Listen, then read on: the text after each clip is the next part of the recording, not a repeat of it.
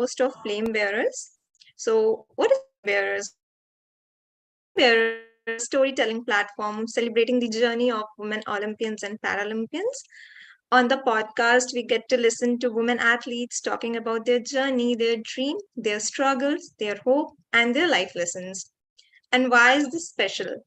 So, let me tell you that very less coverage of sports media goes to women athletes. And I'm talking less than 4 or 5% here. So we are so how are people going to be aware about these achievements, their issues, their struggles, and everything related to women's sports?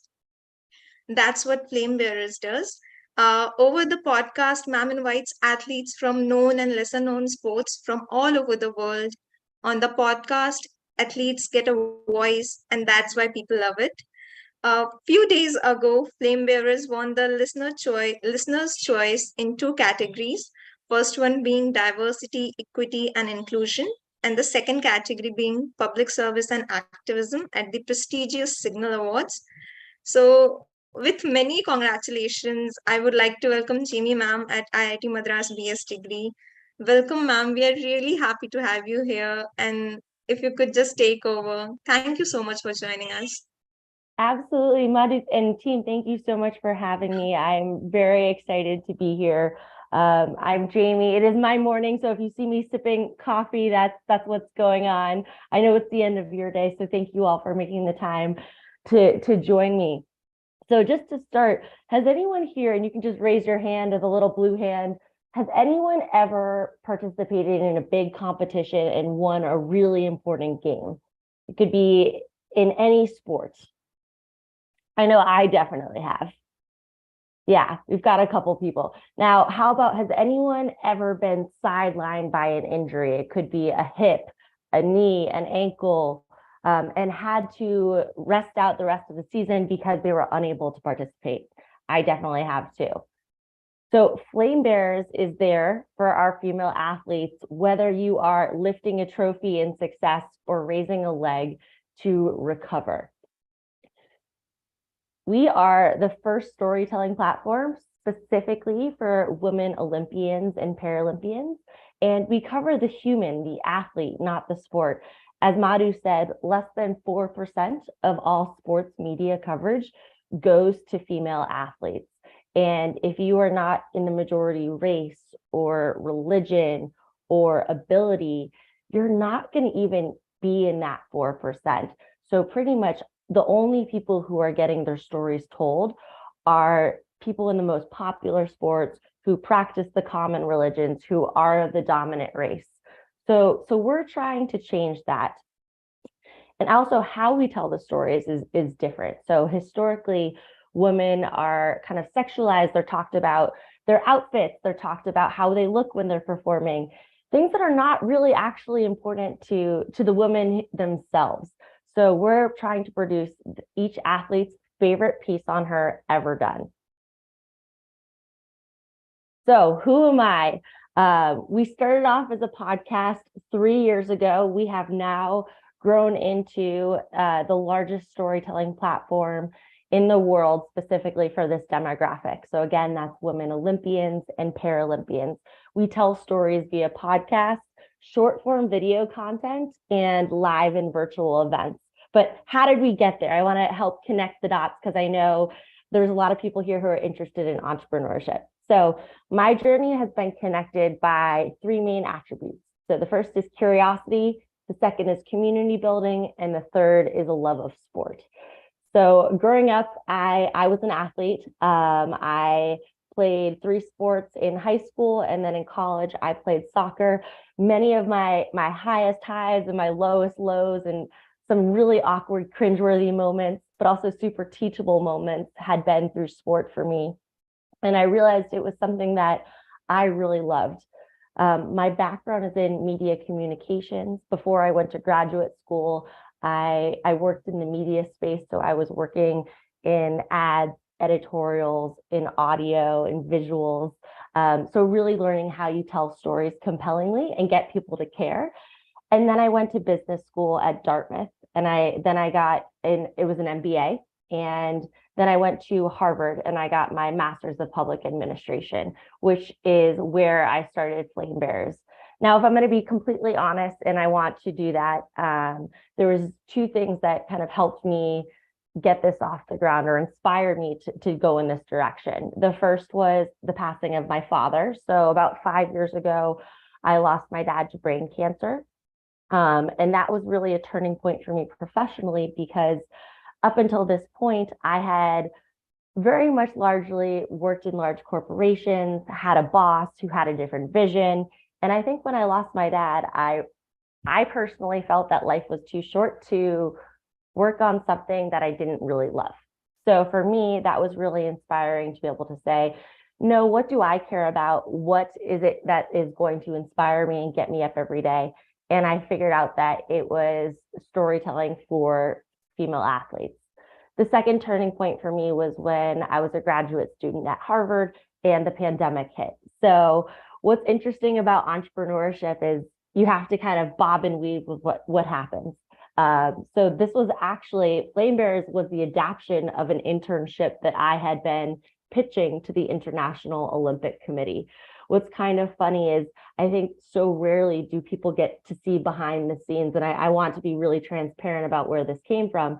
So the International Olympic Committee, which is the governing body for the Olympic and Paralympic movement, has done a lot of work around elevating women in sport. But frankly, I don't think they do a good job of telling people about it. So they've done a lot of investing in female athletes and investing in diverse athletes and staff, but no one knows about it. So my background, I said, hey, I can help tell the world all the awesome things you've done. I was about to go make that happen, and then COVID happened. So essentially, COVID was a pivot from the role that I was hoping to have at the International Olympic Committee. I was not ready to hold off 2 years when the games were postponed to. And I said, I'm at Harvard right now. I have resources, I have funding. I'm going to start this on my own. So Flame Bearers, which started in podcast form, started off as an opportunity to bring people together, to learn about people who are different than myself, and to share their love of sport. It really started with the idea of wanting to understand what ignites our world's best athletes and to really focus on what they care about as athletes and as people. So what do we actually do? We tell their stories in the ways that they want them told. On the left, this is Mansi Joshi from India. She is currently number one in singles and doubles in para badminton. We worked with Mansi in season 1. We're also working with her again this season. We also had the opportunity to bring Mansi to the Harvard Graduate School campus to actually be a keynote speaker. What we're doing matters to the athletes, because Mansi told me that after she heard her episode, she didn't realize how similar athletes around the world are. She said that I've had my struggles, but I didn't realize that I could connect to women on the opposite side of the world who are also going through different issues, but they could relate to each other because of that. On the right, we have Sophia Herzog. She is a Team USA Paralympic medalist. She has dwarfism. And what she said is after she heard her story, she started crying because she said she never felt so seen before. She said most people look at her, and because she looks a little different, they kind of ignore her, but she's an incredible athlete, and she felt really humanized and valued by the story we told. Okay, so what is to come? As Madhu kindly shared, we recently won 4 different awards in the podcast, 2 different awards, and then 2 Listener's Choice Awards in the podcasting space. This was a huge honor. We were very excited about this, and this matters to us because we're in the process of pitching to corporate sponsors.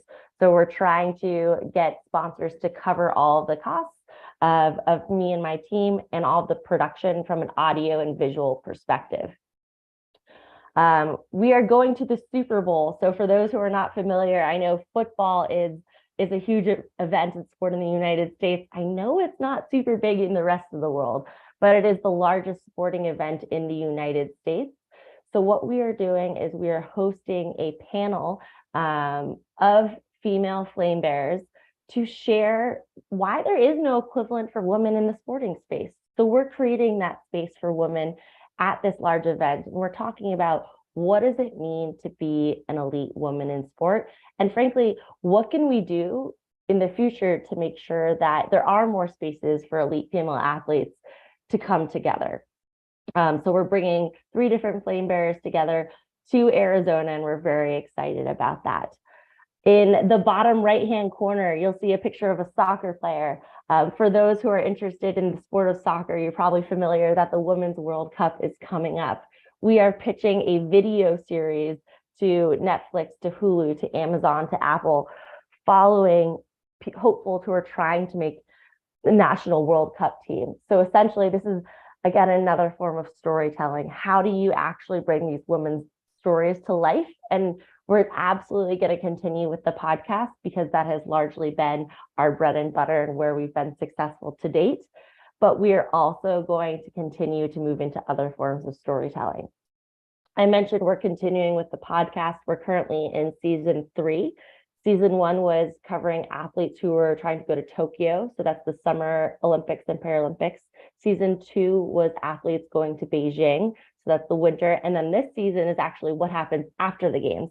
So essentially, no one talks to these athletes once the cameras go home and the fans go home. And we think it's really interesting because guess what? In order to get to the games, they have all the work that goes in beforehand and after. They have to recover.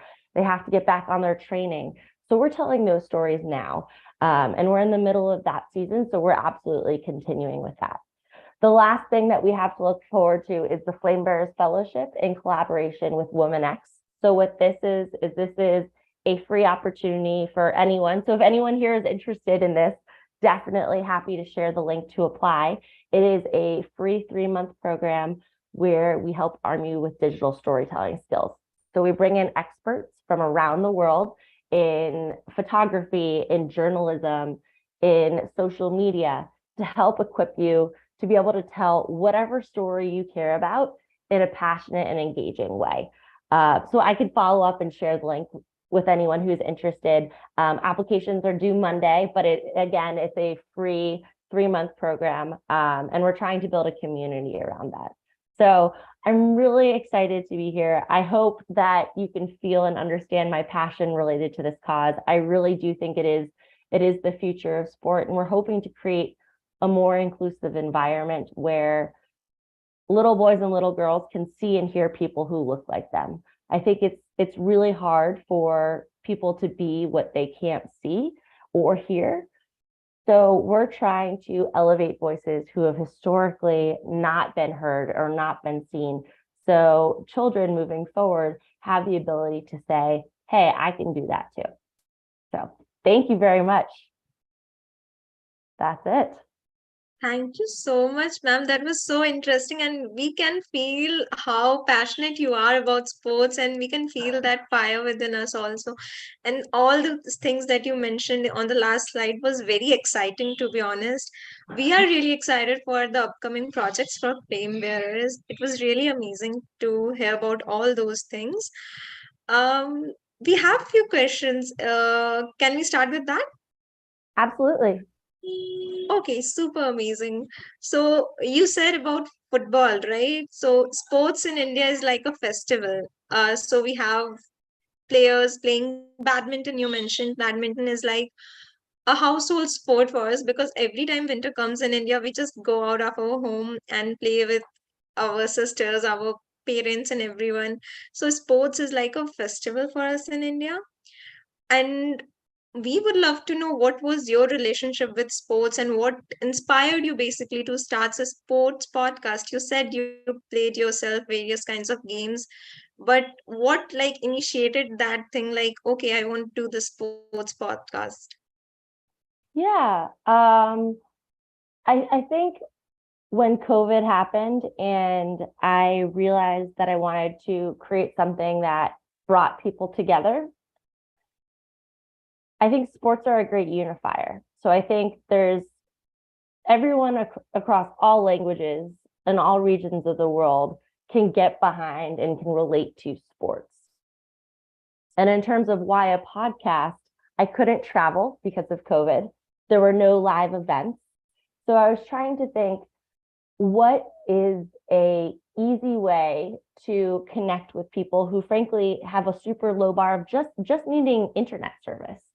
So it's not like video where you need a higher quality of internet. I'm saying, okay, in my mind, how can I reach the most people and bring them together in a way that I think the most people can understand? So that's where the idea of a sports podcast came from. Personally, as I mentioned, I grew up playing pretty much every sport I could. I was a college soccer player. But even to this day, I'm running a marathon in 2 months. I'm a yoga instructor. Sport is a big part of my life. That said, humbly, when I'm talking to these athletes who are literally the best in the world, I don't lean on that identity as an athlete. They completely put me to shame. So in that vein, I position myself as a storyteller, as a digital media expert. But personally, in my own life, sports have played a huge role and continue to do so. But when I'm talking to these people who are literally the best in class at whatever sport they do, I actually try to kind of downplay that part of who I am. And now, ma'am, you have listeners in more than 45 countries, I guess. Yeah.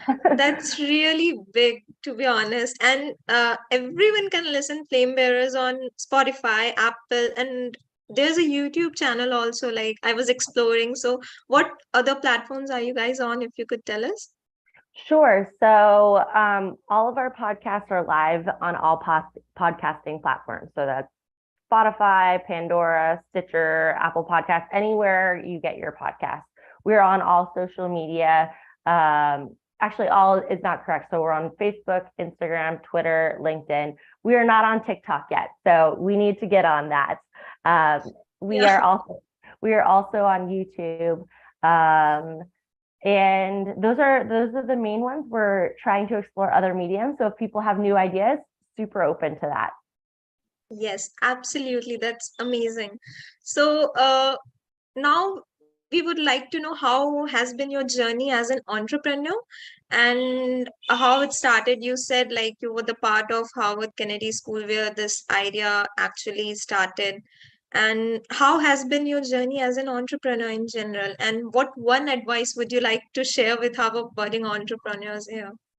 I love that. Here, I'm going to send the information to the fellowship in the chat for Yes, anyone yes, who's for sure. interested.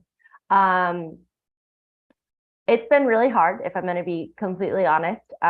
People usually just see the positive side of entrepreneurship. It's you just see success cases. I would say it's also very lonely.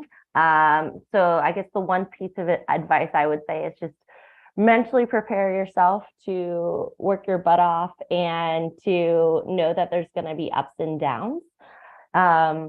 I would say a large part of my success was driven by the mentors and team that I surrounded myself with. So during my time at Harvard and after, I enlisted a close group of mentors, so professionals who are older than me, who are frankly more skilled than me, who have been in the space longer than me.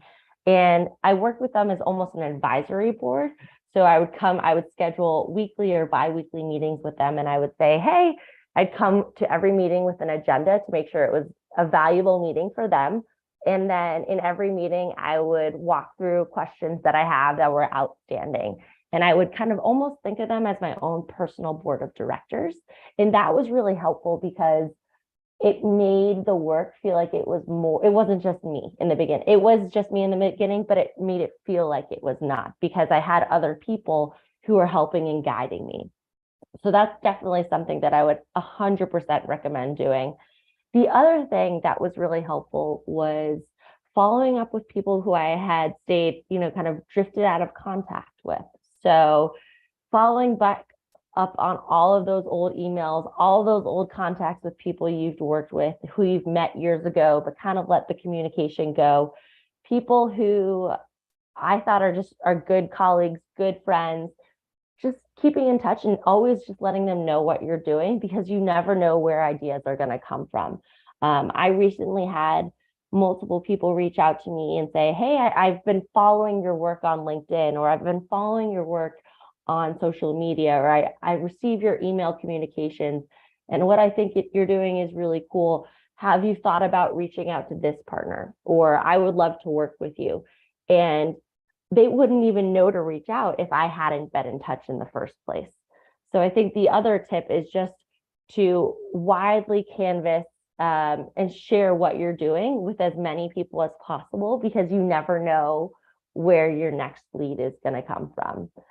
And then the third tip I would say is to just continue to focus on what it is that you want. I mentioned that entrepreneurship can be a bit lonely. It's very tumultuous in terms of ups and downs. It's different than it being in a corporate environment where you have a clear trajectory. You go into this job and then there's a B, C, D. Entrepreneurship is different in the sense that there's not a clear path. That's why I love it, though. I think it's more exciting. I think it's you blaze your own path. If there's something that you want to do that hasn't been done before, you can do it, which I love. That said, I think focusing on why you're doing it is a constant reminder for me that keeps me grounded. So the third tip would largely be help remind yourself of why you got to do what you're doing, because at the end of the day, when times do get hard, it's really nice to have that North Star and say, well, I'm actually making a difference for people out there. And therefore, when I'm cranky, when I'm grumpy, when I'm up working late at night, it's worth it, because Monsi or Sophia, those two athletes on the slides, I made a difference for them. That's so true. And ma'am, that's how I met you. Like, I was like, hi, ma'am, I heard your podcast and I loved it. And that's how I connected with ma'am. And truly, it's truly important to like be connected with more people as much as you can. And that can really help you out. So, ma'am, what is like one motivation for you to keep going, right? Because how to keep yourself consistent? Like, say you have an idea, you was working on it, but you said it's a roller coaster ride, it always doesn't work out for you, right? So how to keep yourself consistent? Oh, that is the $1,000,000 question. I wish I could say I had it down pat. I have a lot of strategies that help me, but I would say it is not super consistent. What I do is I make a schedule for myself. The night before, I actually write out my calendar, because I don't have an office where I go in and meetings that I force myself. So I make my own schedule and I force myself to get up. I also have checkpoints in over the course of the day where there's meetings that I can't blow off. I have to go, I have to show up, because someone is counting on me to. It could be an interview, it could be a call with someone like you. And those meetings hold me accountable to make sure that over the course of the day, I'm not just meandering around, doing something else, going on YouTube, going on social media. They actually force me to stay accountable. And then I would say the last thing is having consistent communications where you actually make goals for yourself and you say, by next week, I will have achieved A, B, and C. So then when people, and I will actually ask my mentors or my friends to check in on me and to hold me accountable and say, hey, Jamie, did you do this? You told me you would do this last week. Have you actually done it? Because when you actually verbalize something, it helps me hold myself more accountable for it. Yes, true. Like there are so many things about being consistent, being true to yourself, being true to the idea that you are working on, but there are also so many myths, right? So if you start doing this might not happen and you will not get partners. There's an idea, you shouldn't work on it, this won't work. So like there are many myths in entrepreneurship. Can you share like one myth that is not true about women entrepreneurs or entrepreneurship in general? Sure. So, well, I'd say the first myth is that I think the statistic is like only 2% of entrepreneurs. I'm gonna, don't quote me on this, but it's like only 2% of entrepreneurs are like successful in their first venture. So I think the myth that everyone's like, oh, I'm gonna create a business and it's going to take off and I'm going to be the next Mark Zuckerberg or Elon Musk. I think that is something that should be tempered. In terms of female entrepreneurs, there's so few of us. It's increasingly more so. But I think there's a huge misunderstanding in terms of like who actually are common entrepreneurs. And come on, ladies, we need more of us. If you look at venture capital funding in the United States, less than 4% actually historically has gone to women entrepreneurs. So we definitely need to get that number up. And that starts with, you literally just having an idea and trying to make it happen, regardless of if it takes off or not. I'm trying to think of other myths. Those are the main ones that come to mind for me. Yeah, Yeah. Yeah.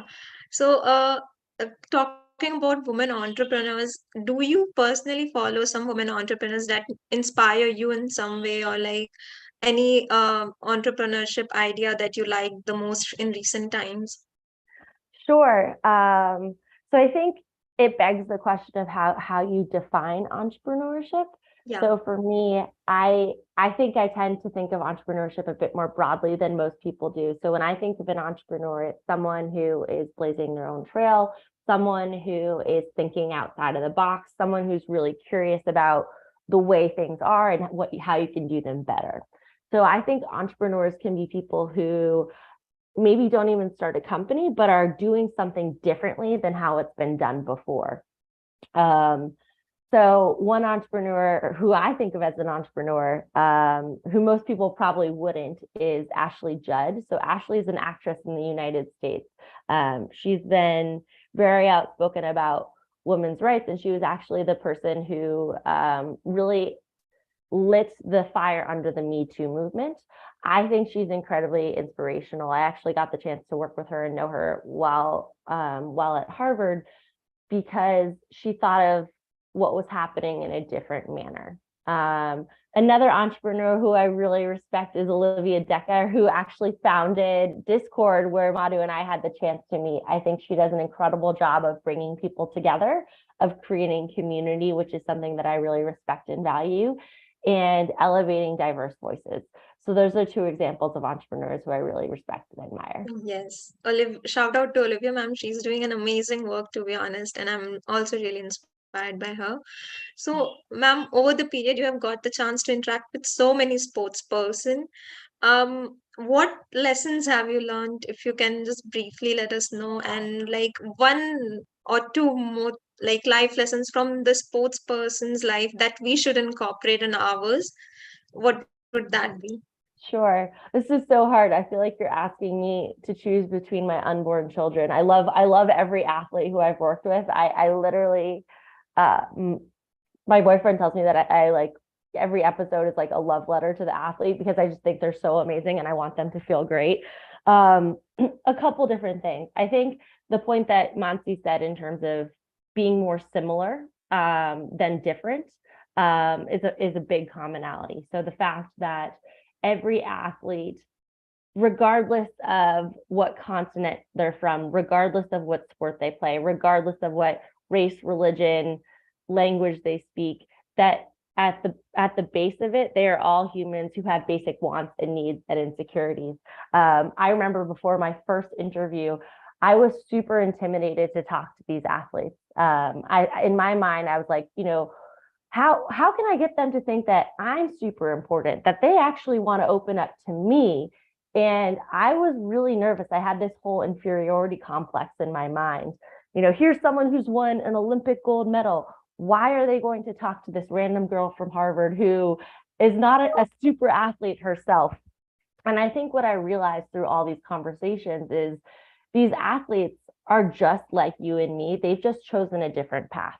And they're really good at whatever that one sport is, but they also have weaknesses like we all do. So they're really good at badminton or soccer or track and field. But guess what? Like maybe they didn't do well in English class, or maybe they don't have many friends, or maybe they really struggle with A, B, and C. So the first thing is that realizing that people who I frankly put up on a podium and elevated above myself are actually just kind of like your brother or your sister or the person next door. The second takeaway that I had is that one of, if not the single most important factor that I think makes all these athletes so successful, is the value of resilience and grit. None of these athletes have had it smooth or great. They have all gone through really challenging, really tough times.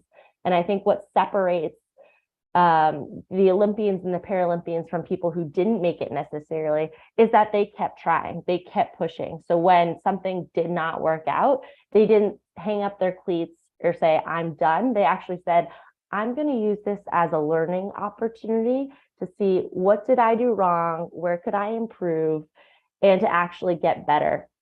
So I mentioned the World Cup series that we're trying to do. One of the athletes that we are hoping to feature, her name is Crystal Dunn.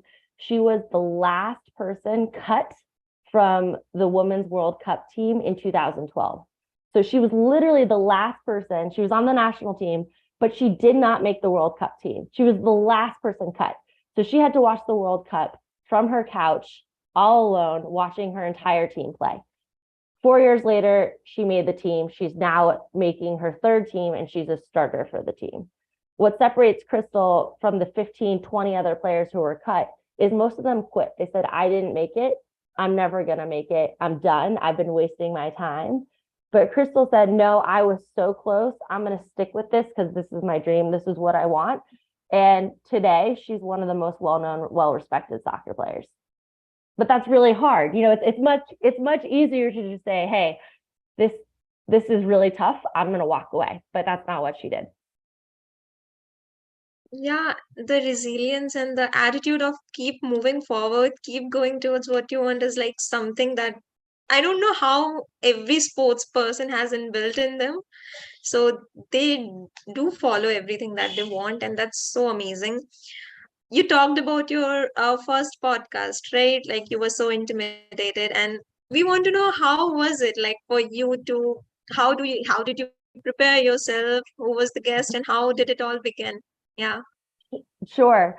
I will answer that. And then I also saw a question in the chat about first listeners. So I think those kind of go together. Yeah. The first athlete that I interviewed was not the first athlete episode that we produced. So essentially, when you produce content, I think it's really great to bundle it. So to get a bunch ahead of time, and then you can release multiple at once. So the first interview I actually did was with a para volleyball player. So it's called sitting volleyball. And her name was Nikki Nieves. She's actually one of the athletes who's coming to the Super Bowl with me. And her episode was specifically around her identity as a Afro-Latina. So her parents are from Africa and Puerto Rico. So she really wanted to focus on what does it mean to be a woman of color in the United States. And her episode came out just around the time of George Floyd. And I don't know if you have heard about what happened in the United States, but we struggle a lot with certain race relations. So her episode was talking all about her pride for being an Afro-Latina woman and what that means to her. In terms of how I prepared for that, I basically did a ton of research. I knew absolutely everything about Nikki's life. You could consider me a super stalker. And I say that proudly in the sense where I had followed and read all of her social media posts. I had read her blog. She keeps a blog. I followed who she follows to see what does she care about? Why does she care about them? Beyond researching her, I talked to a couple other people who had podcasts, and I said, hey, how do you actually conduct an interview? I read books about podcasting. I said, okay, if I don't know how to do this, I'm going to fake it till I make it. She's not going to know this is my first interview.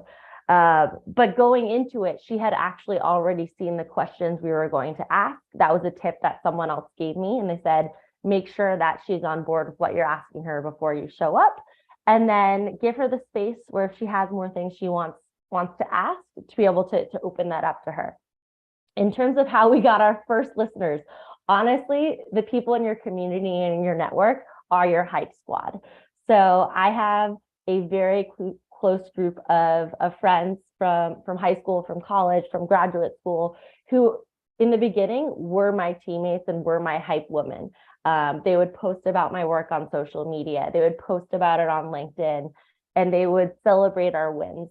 So my first listeners were actually my friends and family. And that is kind of embarrassing to admit, but that's actually how most entrepreneurs get off the ground. They lean on the people who they know them, and then it grows. Every time they post that, one or two people would say, "Oh, that's interesting. What is that?" They would click on the link, and organically it kind of grew. I think one of the other differentiators for us was really the quality and making sure that the athletes themselves were happy. So then they become ambassadors for the brand. So again, our goal is to produce their favorite piece on them ever done.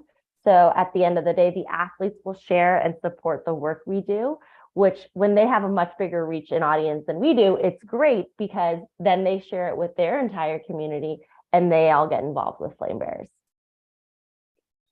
Yeah, and that's how the community grows. You share with your friends, they share with their friends, and that's how a community grows basically.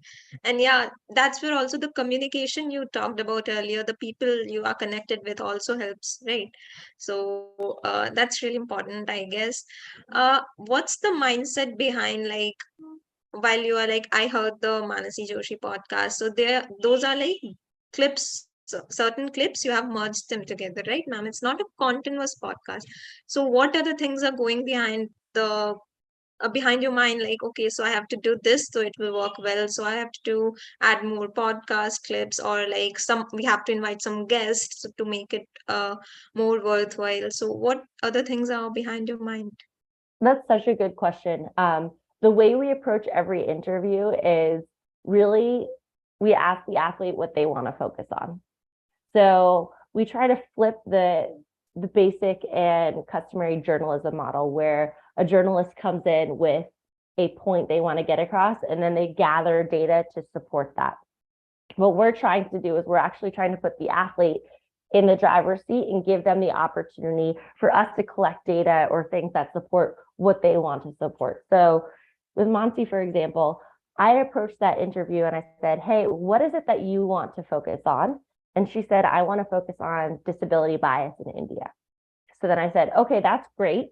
Who are a couple people or organizations who you would want in your episode?"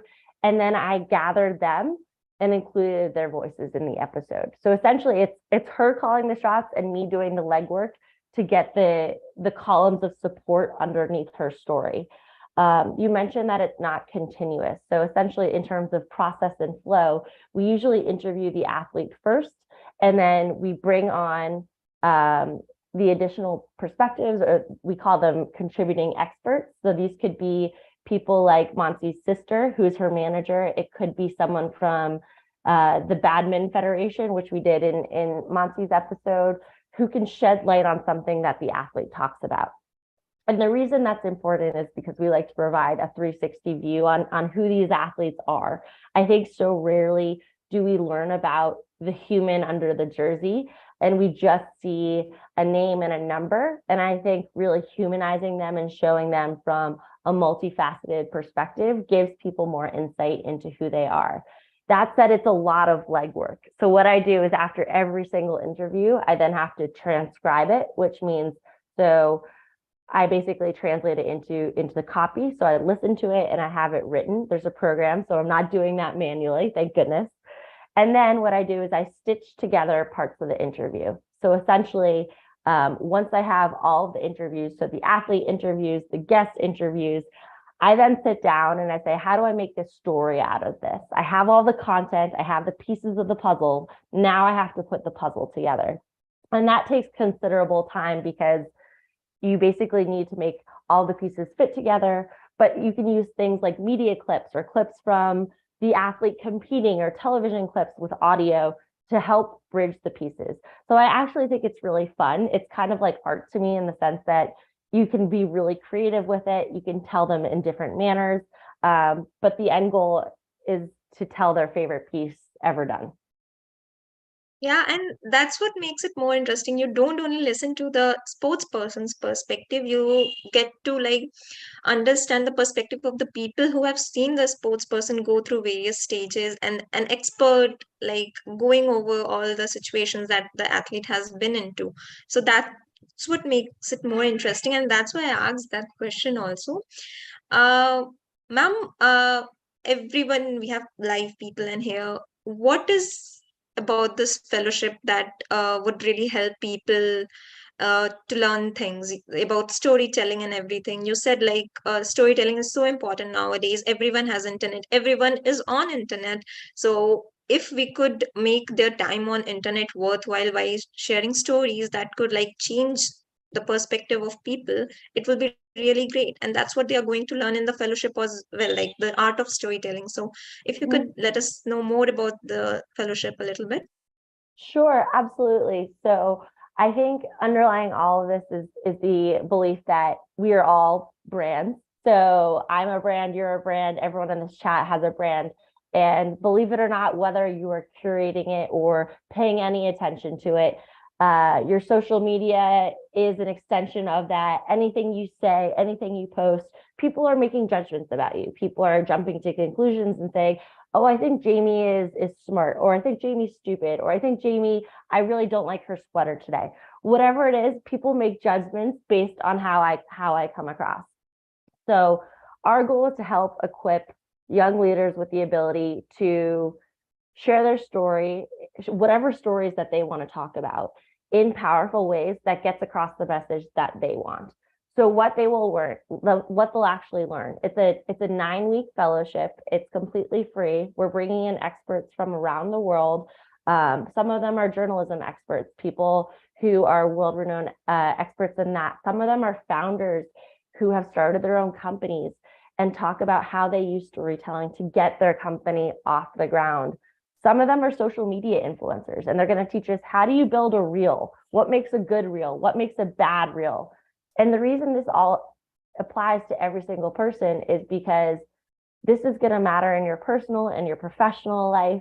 There's going to come a time when you're trying to get a job, you're trying to talk to someone, and you want to convey a point. And we're going to help you learn how to do that effectively. That's so amazing. And ma'am, what's the last date to apply, if you can let us know? It's the 23rd, so coming up, it's Monday. Yeah. So apply soon. The link is in the chat box. Kunal, if you can put it on the Google, YouTube's comment section as well, so that people who are seeing me apply as well.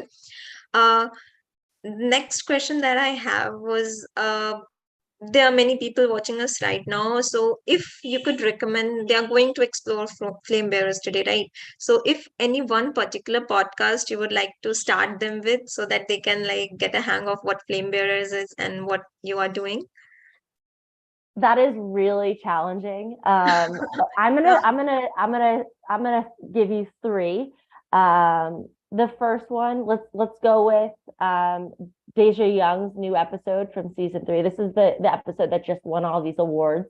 So supposedly a lot of industry leaders out there think it's a very strong episode. To review, we won the Gold Award in the Diversity, Equity, and Inclusion category for this. I think her episode from, so this is Deja Young's episode from season 3. I can share all these links in the chat.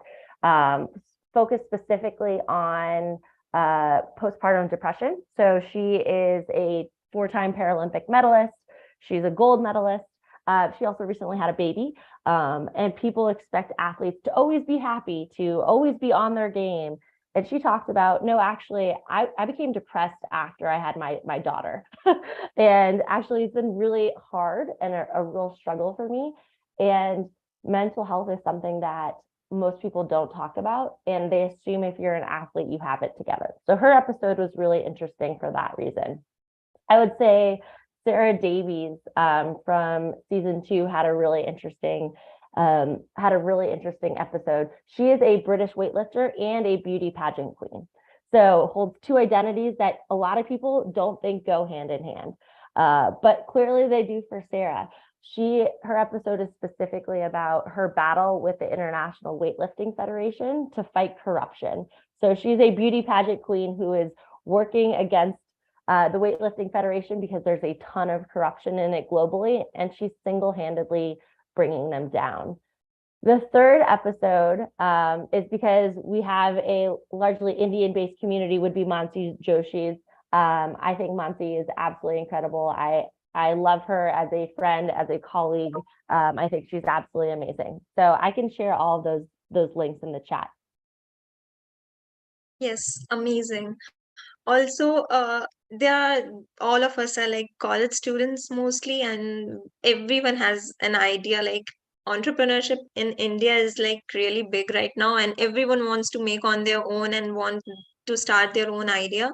So, any tips for them, like how to start a business, what are the things you should focus on, how to build a team, how to choose your team members, also like any kind of tips you wanna give?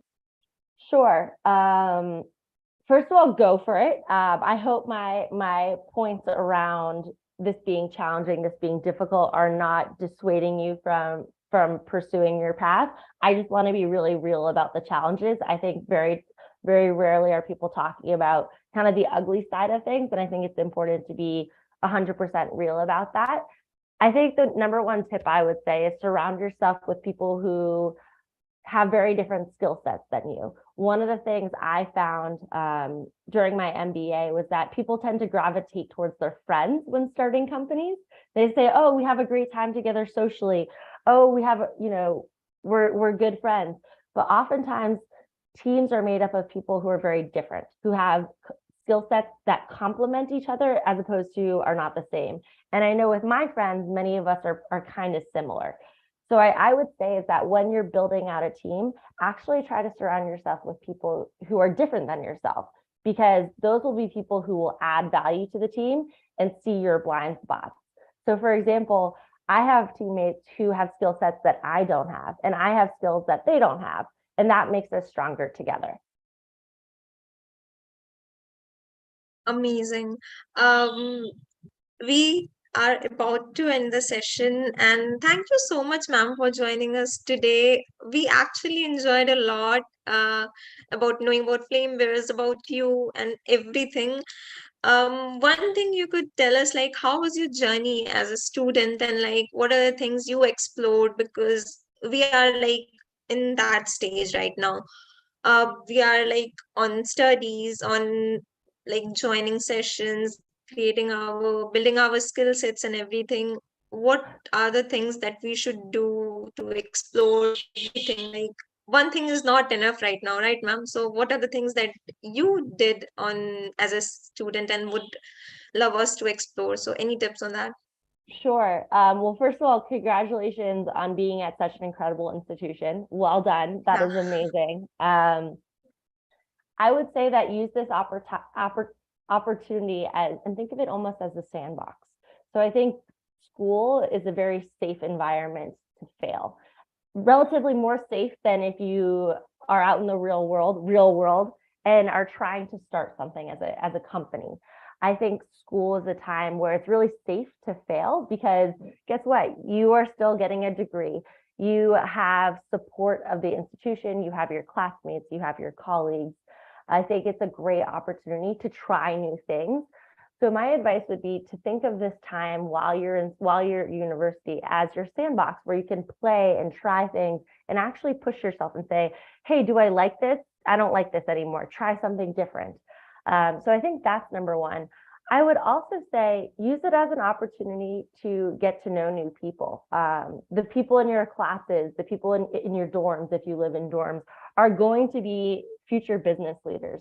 So to really think of them as, yes, your friends, but then also your network, and not in a grimy or bad way, but as people who have skills that could be really helpful to you. So thinking about the people in your class as actually resources who you can learn from. Amazing. That's all the questions that we got and we prepared. Thank you so much, ma'am, for joining us. How was it for you, like talking to us and anything, any kind of ending I words you want? Like, yeah. I absolutely loved it. I was incredibly honored to join. It's interesting. So my first job out of college, I lived in Bangladesh, and I almost got to go to the Yeah. Sundarbans. I didn't get the chance to go, but Oh, one day I would love to visit. So it was a please do, pleasure ma'am. to speak with you all. I think what you're doing is incredible, and if I can be a resource for any of you, I'm happy to chat offline about my journey, anything like that. So happy to continue the conversation. Yeah, Kunal, Bharvi, do you want to add something, please? I guess a person from our audience wants to say something. Nitin, sir, please go ahead. You're muted, sir. Okay. So yeah, hi. Thank you so much for. Thank you, ma'am. Uh, I want to just ask a simple question, which is happening with my life till today itself. 1 hour ago, how hard to leave a place to go somewhere else. It's You are really in. hard. I mean, I was in last. Actually, I am his this student teacher. I'm teaching him some courses on degree level. So sometime I have to leave from one place to another place. So I have to leave them and going somewhere else. How hard to leave things which you are comfortable for last time. Very, very hard. Great question. It's extremely hard. What gives me the courage to do so is looking at people who have done it before. So saying, hey, Ashley's done it, Olivia's done it, all these people who are sources of inspiration for me. I think also focusing on what I want to go towards as opposed to where I'm coming from. So focusing on what you actually want. So what you're leaving for as opposed to what you're leaving is really helpful. So in my example, I left the corporate world and I had 8 years of work experience before going back and getting both degrees. And I said, I don't want that anymore because they were inflexible, because I was working on content I didn't care about, because I didn't like my boss, because all these different reasons. Instead, I'm going to focus on, I want to be my own boss. I want to create my own hours. I want to work on a vision and mission that I care about. So focusing on the good of what is to come and what you're leaving behind helps give me the courage. I would say it's really challenging though. It's scary. There's going to be times when you're going to doubt, did I make the right decision? Maybe I should go back. And I think that's human and that's natural. I would just say, for me personally, I know if I didn't make the jump, I would always regret it. And I'm the type of person who never likes to live with regret. So for me, that also gives me the courage to make a jump. That's so true, ma'am. Living with regrets is the worst thing. You should definitely try everything you want, to be honest. Yes. Yeah, Kunal, you want to add something? No, I guess it was a very insightful session. Always nice to hear from someone who is building something or the other, because personally I'm very interested in whoever wants to build something of their own. And as Madhu mentioned, many of the students in India nowadays are being pushed towards entrepreneurship, and many of the colleges and institutions, like the traditional ones, the traditional system didn't allow for students to create their own companies or be founders of startups. But now there's a different wave that has come into India, especially like after 2 to 3 years after we have a lot of startups being built in India. So that's really great, and I'm sure all the students here who want to build their own startups are inspired by your work, ma'am, and they'll go on to build something great. I'm rooting for you. And again, if I can be a sounding board, surround yourself with people who are going to challenge your ideas and make them stronger. Yes. Absolutely, ma'am. Absolutely. Yeah, Bharvi, you wanted to say something? Yeah. Thank you so much, ma'am, for joining us in. And just a small compliment, ma'am. You've got a very nice voice, and plus your skill of speaking. I mean, all of us were so engaged for the past 1 hour.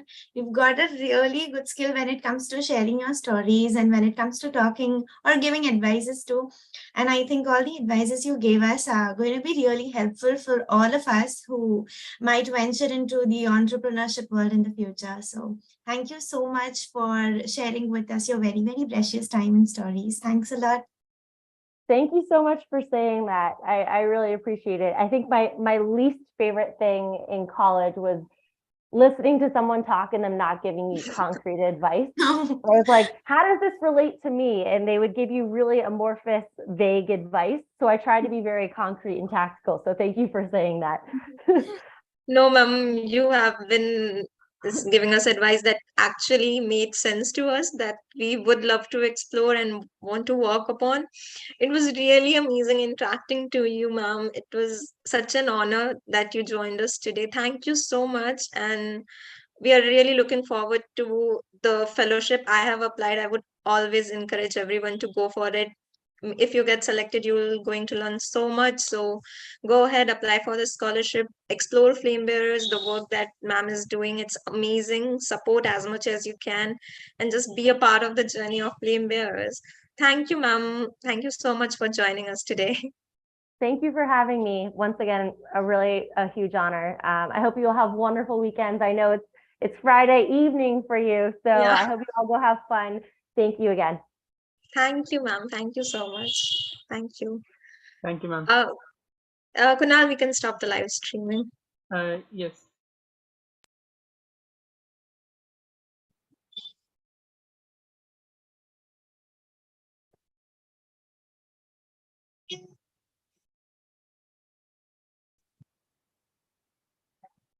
Yeah, ma'am, thank you. Ma'am, we can end the session now. So thank you for your time. Of Bye, course, ma'am. I'll talk to you later. Bye. Yeah, bye, ma'am. Bye, bye.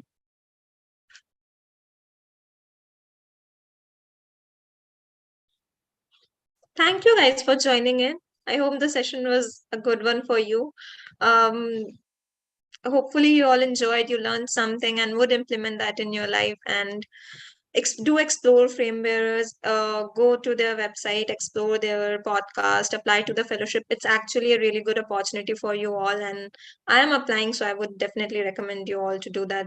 And thank you so much for joining. You all can leave as well.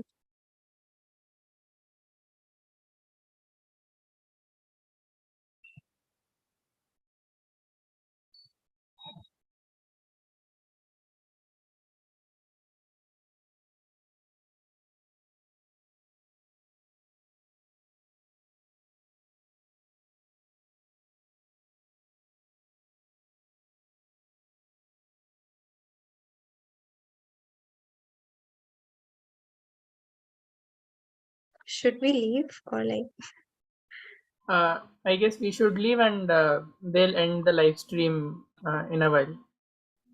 that works? Thank you. Chalo, bye. Bye, Sukunal. Bye, Bye. Bhairavi. See you guys. Bye. Bye. Bye. Bye. Bye.